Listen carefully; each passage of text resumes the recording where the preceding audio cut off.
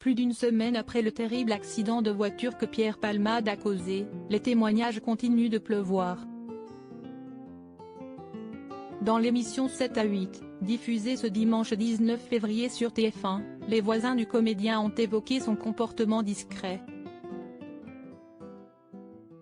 Plus d'une semaine après le grave accident de la route dans lequel Pierre Palmade est impliqué, l'enquête continue de faire toute la lumière sur cette tragédie.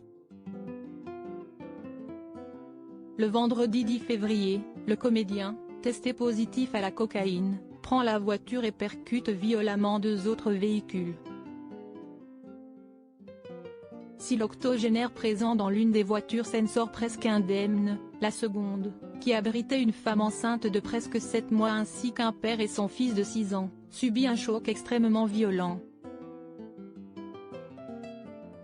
Lors de cet événement tragique, la jeune femme a perdu son bébé, tandis que le petit garçon a été défiguré, subi un traumatisme crânien ainsi que plusieurs opérations chirurgicales, tout comme son papa. Malgré les nombreuses cures de désintoxication qu'il a suivies, Pierre Palmade n'a jamais soigné ses addictions, causant ainsi un drame terrible.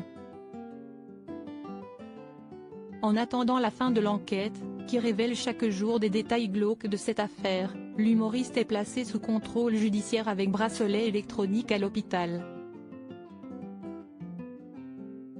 Mais sa situation pourrait bientôt s'aggraver puisque le comédien est désormais aussi visé par une enquête pour détention d'images pédopornographiques.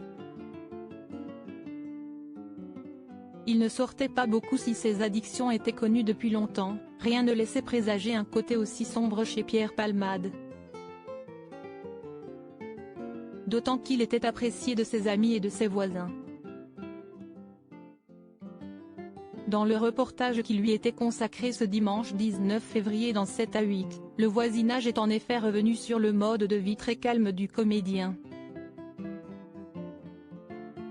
En 2017, après une énième cure de désintoxication, l'acolyte de Michel Larocque achète un corps de ferme à Cély, un village de 1200 habitants situé en Seine-et-Marne, où il mène une existence tout à fait paisible.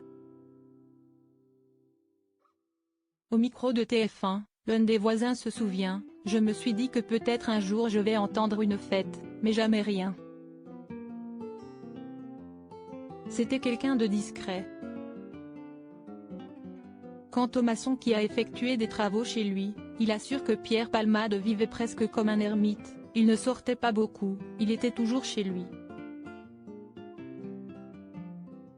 Il allait parfois à Carrefour ou Truffaut acheter des plantes mais il ne sortait pas beaucoup. Comme quoi les apparences sont souvent trompeuses.